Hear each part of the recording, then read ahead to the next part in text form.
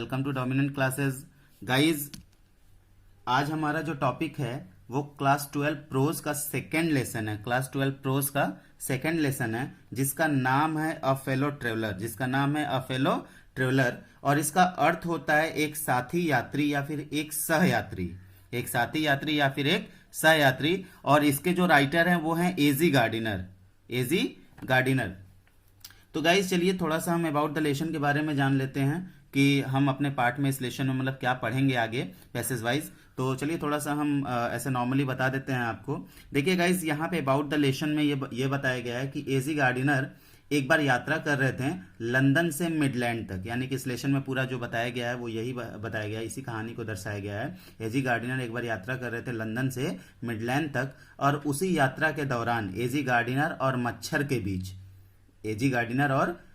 के बीच उस ट्रेन में, जिस ट्रेन से वो सफर कर रहे थे, यात्रा कर रहे थे, जो घटना घटी है उसी के बारे में बताया गया है। यानी कि एजी गार्डिनर और मच्छर के बीच में जो घटना घटी है वो उसी चीज को दर्शाया गया है इस लेसन में, इस पार्ट में। और वो जा रहे थे लंदन से मिडलैंड तक। तो चलिए गाइज, आई होप आपको थोड़ा सा समझ में आया होगा। अब हम बात करते हैं अपने टॉपिक से, पढ़ते हैं इसको और समझते हैं कि मतलब क्या क्या घटना घटी थी और क्या क्या बातें हुई थी। तो चलिए गाइज हम शुरू करते हैं यहाँ से। देखिए क्या कह रहा है, I do not know which of us got into the carriers first. यानी कि वो कह रहा है आई डू नॉट नो, मैं नहीं जानता हूँ, विच की of us got into the carriers first. यानी कि मैं नहीं जानता हूँ कि हम में से किसने पहले गाड़ी में प्रवेश किया। यहाँ पे जो गॉट इनटू है इसका मतलब होता है इंटर्ड, यानी कि प्रवेश करना। ठीक है गाइज, आप लोग समझते चलिएगा। और ये कैरियर्स का मतलब होता है गाड़ी। कैरियर्स का मतलब होता है गाड़ी, यानी कि जिस ट्रेन के डिब्बे में वो प्रवेश किए थे उसकी बात कर रहे हैं। तो फिर से देख लीजिए, आई do not know which of us got into the carriers first. यानी कि वो कह रहे हैं मैं नहीं जानता हूं कि हम में से किसने पहले गाड़ी में प्रवेश किया। उसके बाद फिर देखिए, इंडीड का मतलब होता है वास्तव में। इंडीड का मतलब वास्तव में। आई डिड नॉट नो, मुझे बिल्कुल मालूम नहीं था। यानी कि वो कह रहे हैं मुझे बिल्कुल मालूम नहीं था। He was in the carriers at all for some time, मुझे बिल्कुल नहीं मालूम था कि वह कुछ समय से इस गाड़ी में है। मुझे बिल्कुल नहीं ये मालूम था कि वह कुछ समय से, यानी कि कुछ समय पहले से इस गाड़ी में है। अच्छा, उसके बाद फिर देखिए क्या कह रहा है। अच्छा, ये किसकी बात हो रही है? ये जो एजी गार्डिनर हैं, जिस ट्रेन के डिब्बे में मतलब उन्होंने प्रवेश किया, उसी ट्रेन के डिब्बे में वो बता रहे हैं, मैंने आपको बताया ना कि वो लंदन से मिडलैंड तक की दूरी तय करने जा रहे हैं, यात्रा करने जा रहे थे। और इसलिए उन्होंने मतलब ट्रेन से यात्रा करने का सोचा, और ट्रेन के डिब्बे में जब बैठा तो वो यहाँ से अपने मतलब जो लिखे हैं उसके बारे में वो बताने का प्रयास किए हैं कि I do not know which of us got into the carriers first. यानी कि मैं नहीं जानता हूं कि हम में से किसने पहले गाड़ी में प्रवेश किया। इंडीड वास्तव में। आई डिड नॉट नो, मैं नहीं जानता था। ठीक है। He was in the carriers at all for some time, यानी कि मुझे बिल्कुल नहीं मालूम था या मैं नहीं जानता था कि वह कुछ समय से इस गाड़ी में है। उसके बाद देखिए क्या कह रहे हैं कि it was the last train from London to a midland town. यानी कि यह लंदन से मिडलैंड जाने वाली अंतिम रेलगाड़ी थी। लास्ट का मतलब अंतिम। ठीक है, तो ये लंदन से मिडलैंड जाने वाली अंतिम रेलगाड़ी थी। अच्छा, उसके बाद फिर देखिए क्या कह रहा है, अ स्टॉपिंग ट्रेन। यानी अ स्टॉपिंग ट्रेन का मतलब होता है प्रत्येक स्टेशन पर रुकने वाली ट्रेन। प्रत्येक स्टेशन यानी हर स्टेशन पर रुकने वाली ट्रेन। एंड इन्फिनिटली, ठीक है, लिजरली ट्रेन। यानी कि एन इन्फिनिटली लिजरली ट्रेन का मतलब होता है अत्यंत धीमी गति से चलने वाली ट्रेन। अत्यंत धीमी गति से चलने, यानी कि यहाँ पे कह रहा है जो ट्रेन मतलब जो हर स्टेशन पे रुकती है वो वास्तव में क्या होती है कि बहुत ही धीमी गति से चलती है, क्योंकि उसे बार बार क्या करना होता है, स्टॉप करना होता है, यानी रुकना होता है। इसी वजह से वो स्पीड में नहीं चलती है। ठीक है, तो एन इन्फिनिटली लिजरली ट्रेन का मतलब होता है अत्यंत धीमी गति से चलने वाली ट्रेन। ठीक है, या गाड़ी। One of those trains which give you an understanding of eternity. यानी कि यहां पे ये कह रहा है कि उन गाड़ियों में से एक है, ठीक है, उन गाड़ियों में से एक है जो आपको नित्यता का बोध कराती हो, यानी कि कभी समाप्त न होने वाले समय का बोध कराती हो। ठीक है। अच्छा, एक बार देख लीजिए, वन ऑफ दोज ट्रेन्स ठीक है, वन ऑफ दो उन गाड़ियों में से एक है, ठीक है, विच जो give you an understanding of eternity. Understanding of eternity का मतलब होता है कि अंतहीन समय का विचार। ये जो अंडरस्टैंडिंग ऑफ इटर्निटी है इसका मतलब होता है अंतहीन समय का विचार, यानी कि कभी समाप्त न होने वाला समय, ठीक है।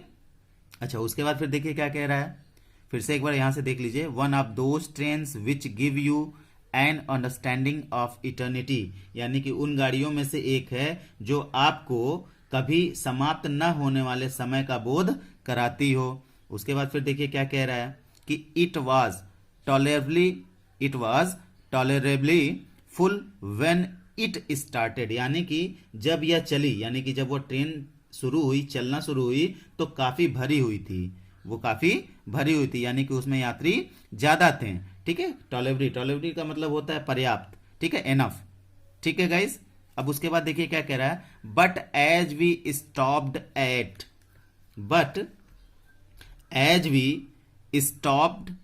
Eight the suburban station, परंतु जैसे जैसे हम नगर के बाहरी स्टेशन पर रुकते गए, ठीक है, परंतु जैसे जैसे हम नगर के बाहरी स्टेशनों पर रुकते गए, यानी कि यहां पे देखिए कह रहा है but as we stopped at the suburban का मतलब होता है उपनगरीय, ठीक है, यानी कि अपने शहर के जो अगल बगल का क्षेत्र होता है उसको हम कह रहे हैं। तो वहां पे ये कह रहा है कि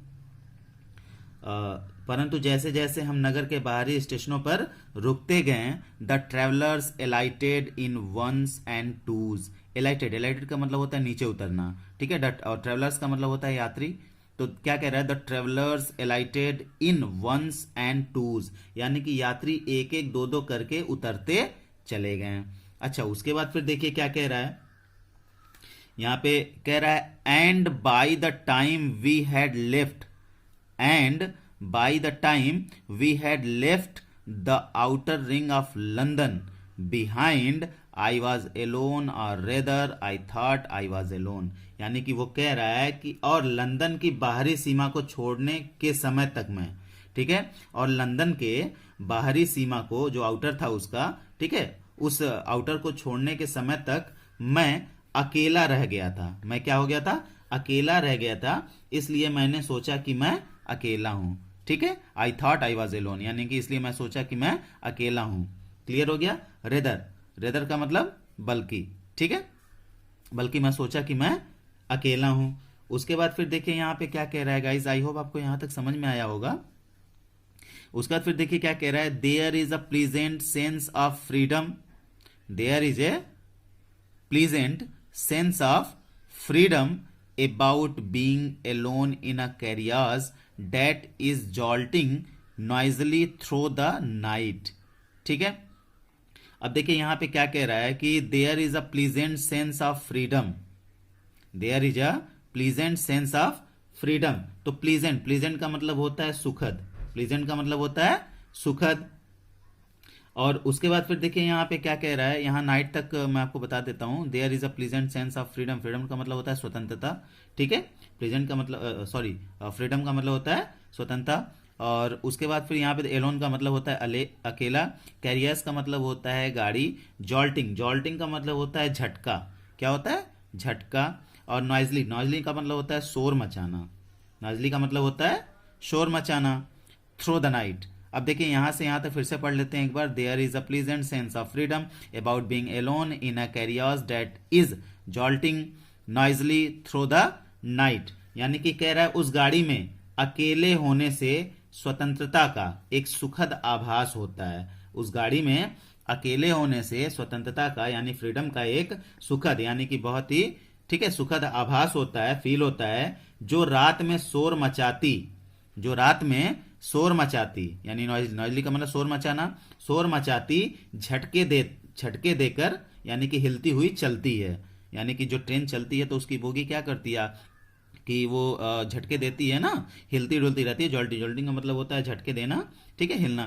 तो वो कह रहा है कि उस गाड़ी में अकेले होने से स्वतंत्रता का एक सुखद आभास होता है, जो रात में शोर मचाती झटके देकर हिलती हुई चलती है। अच्छा, उसके बाद फिर देखिए क्या कह रहा है, इट इज लिबर्टी एंड, ठीक है, अनरेस्ट्रेंट इन अ वेरी एग्रीएबल फॉर्म, यानी कि कह रहा है यह बड़ी सुहावनी स्वतंत्रता और स्वच्छंदता होती है, यह बहुत ही सुहावनी, ठीक है, स्वतंत्रता और स्वच्छंदता होती है। यानी कि यहाँ पे कह रहा है, यहाँ लिबर्टी, लिबर्टी का मतलब होता है स्वाधीनता, ठीक है, और यहाँ पे अनरेस्ट्रेंट का मतलब होता है, अनरेस्ट्रेंट का मतलब होता है स्वतंत्रता यानी कि फ्रीडम, इसका मतलब होता है फ्रीडम और इसका मतलब होता है स्वाधीनता, ठीक है। और एग्रीएबल, एग्रीएबल का मतलब होता है सुखद, एग्रीएबल का मतलब यहाँ पे कह रहा है सुखद, ठीक है, यानी कि वो कह रहा है यह बड़ी सुहावनी स्वतंत्रता और स्वच्छंदता का अनुभव होता है, ठीक है। उसके बाद फिर देखिए क्या कह रहा है, you can do anything you like, यानी कि आप जो भी चाहें वह कर सकते हैं, आप जो भी चाहें वह कर सकते हैं। उसके बाद फिर देखिए, यानी कि यहाँ पे गाइज मैं आपको बता देता हूँ कि यहाँ पे ये बताने का प्रयास किया गया है कि जब एक ट्रेन चलती है उसके सारे पैसेंजर उतर जाते हैं, यानी कि यात्री उतर जाते हैं अपने अपने जहाँ जहाँ उनको उतरना होता है, उसके बाद से अगर एक यात्री सिर्फ एक कंपार्टमेंट यानी कि एक बोगी में अगर बसता है तो वो ऐसा अनुभव करता है कि मतलब उसे क्या मिल गया है उसे, ठीक है, इतना अच्छा अनुभव होता है कि कहीं भी उठ सकता है, कहीं भी बैठ सकता है, जो मन करे वो कर सकता है, नाच सकता है, गा सकता है, ठीक है, खेल सकता है, ठीक है, और गाना गा सकता है, कुछ भी कर सकता है। तो ऐसा ही मतलब उसे फील हो रहा था, तो उसी के बारे में बता रहे हैं यहाँ पे। उसके बाद फिर देखिए, you can talk to yourself, you can talk to yourself, यानी कि यहाँ पे जो कह रहे हैं you can do anything you like, यानी कि आप जो चाहें वो कर सकते हैं। उसके बाद देखिए अब वो क्या क्या कर सकते हैं यहाँ पे बता रहे हैं, you can talk to yourself as loud as you please, यानी कि वो कह रहे हैं कि you can talk to yourself as loud as you please, यानी कि वो कह रहे हैं आप जितनी जोर से चाहें अपने आप से बातें कर सकते हैं, आप जितनी जोर से चाहें अपने आप से बातें कर सकते हैं। And no one will hear you, ठीक है, और कोई भी आपकी बात नहीं सुन सकता, और कोई भी आपकी बात को क्या कर सकता है, नहीं सुन सकता है, ठीक है। You can have that argument out with Jones and roll him triumphantly in the dust without fear of a counter stroke, यानी कि यहाँ पे देखिए आर्गुमेंट, आर्गुमेंट का मतलब होता है तर्क और वितर्क, ठीक है, आर्गुमेंट का मतलब होता है तर्क और वितर्क। और यहाँ पे ये जो जॉन्स दिया हुआ है ना, जॉन्स एक काल्पनिक नाम है, यानी कि आप किसी से भी किसी के बारे में बातचीत आपस में अगर अकेले बैठे हैं तो उसके बारे में सोच के उसको हरा सकते हैं, उसको कुछ भी कह सकते हैं, सुन सकते हैं, कोई भी आपका विरोध करने वाला नहीं है। उसी चीज को यहाँ बताया, मैं बता देता हूँ फिर से आपको। You can have that argument, argument का मतलब होता है तर्क और वितर्क, और जॉन्स एक काल्पनिक नाम है, ठीक है, इसीलिए आपको मैं पहले बता दे रहा हूँ। एंड रोल हिम, ठीक है, ट्रियम्फेंटली, ट्रियम्फेंटली का मतलब होता है विजयी, ट्रियम्फेंटली का मतलब होता है विजयी, ठीक है। इन the dust without fear of a counter stroke, counter stroke का मतलब होता है आक्रमण, काउंटर स्ट्रोक का मतलब होता है आक्रमण या प्रत्याक्रमण, ठीक है। तो गाइज हम यहां से फिर से समझ लेते हैं, यू कैन हैव से लेके काउंटर स्ट्रोक तक। यहाँ पे इसकी हिंदी ये कह रहा है कि आप जॉन्स जो कि काल्पनिक नाम है, ठीक है, आप जॉन से तर्क वितर्क कर सकते हैं, आप जॉन से तर्क वितर्क कर सकते हैं और उसके विरोधी प्रहार के बिना सफलतापूर्वक उसे धूल चटा सकते हैं या उसे हरा सकते हैं, ठीक है। यानी कि वो कह रहा है कि आप जॉन जो कि एक काल्पनिक नाम है उससे तर्क और वितर्क आर्गुमेंट कर सकते हैं और उसके विरोधी प्रहार के बिना, यानी कि उधर से कोई जवाब ना मिले उसके बिना ही सफलतापूर्वक, ठीक है, उसे हरा सकते हैं। क्लियर गाइज, आई होप आपको समझ में आ रहा होगा। उसके बाद फिर देखिए क्या कह रहा है, you can stand on your head, यानी कि वो कह रहा है आप अपने सिर के बल खड़े हो सकते हैं, आप अपने सिर के बल खड़े हो सकते हैं। And no one will see you, और कोई भी आपको नहीं देख सकता, और कोई भी आपको नहीं देख सकता। उसके बाद फिर देखिए क्या कह रहा है, यू कैन सिंग, यानी कि आप गा सकते हैं, ठीक है, आर डांस अ 2 स्टेप, यानी कि आप 2 कदम नाच सकते हैं। Are practice of golf stroke, यानी कि वो कह रहा है या गोल्फ में गेंद मारने का अभ्यास कर सकते हैं, ठीक है, गोल्फ स्ट्रोक का मतलब गोल्फ में गेंद मारना, तो वो कह रहा है प्रैक्टिस का मतलब अभ्यास, यानी कि वो कह रहा है कि या गोल्फ में गेंद मारने का अभ्यास कर सकते हैं, और या play marbles on the floor, ठीक है, या फर्श पर कंचे का खेल खेल सकते हैं, ठीक है, या मार्बल का मतलब होता है कंचा, ठीक है, या फर्श पर, ठीक है, कंचे का खेल खेल सकते हैं। उसके बाद फिर देखिए क्या कह रहा है, विदाउट लेट और, ठीक है, हिंड्रेंस, यानी कि कह रहा है बिना किसी रोक टोक या बाधा के, बिना किसी रोक टोक या बाधा के। हिंड्रेंस का मतलब होता है बाधा, ठीक है गाइस। अब देखिए यहां पे क्या कह रहा है कि you can open the window, यानी कि आप क्या कर सकते हैं, खिड़की खोल सकते हैं, और शट और बंद भी कर सकते हैं, it without provoking a protest, यानी कि वो कह रहा है आप किसी भी व्यक्ति को, ठीक है, विरोध का अवसर दिए बिना खिड़की खोल सकते हैं या बंद कर सकते हैं, यानी कि आप खिड़की खोल सकते हैं, बंद कर सकते हैं, आपका विरोध करने वाला कोई नहीं है, ठीक है। उसके बाद देखिए यहाँ पे जो प्रोवोकिंग, प्रोवोकिंग का मतलब जो होता है, ठीक है, वो होता है उत्तेजित, और प्रोटेस्ट, प्रोटेस्ट का मतलब होता है विरोध, ठीक है गाइस। अब देखिए यहाँ पे क्या कह रहा है कि you can open both Windows और शट बोथ, यानी कि आप दोनों खिड़कियों को खोल या बंद कर सकते हैं। उसके बाद फिर देखिए क्या कह रहा है, इंडीड, वास्तव में, ठीक है, you can go on opening them and shutting them as a sort of festival of freedom, यानी कि कह रहा है कि वास्तव में आप उन्हें खोलते और बंद करते हुए इस प्रकार का स्वतंत्रता समारोह मना सकते हैं। आप उन्हें खोलते और बंद करते हुए इस प्रकार का स्वतंत्रता समारोह मना सकते हैं, ठीक है। फेस्टिवल, फेस्टिवल का मतलब त्योहार, वही मना सकते हैं, और फ्रीडम का मतलब स्वतंत्रता, यानी कि आप बिल्कुल ही क्या है, फ्रीडम है, यानी कि स्वतंत्र हैं। उसके बाद फिर देखिए क्या कह रहा है, you can have any corner you choose, you can have any corner you choose, यानी कि वो कह रहा है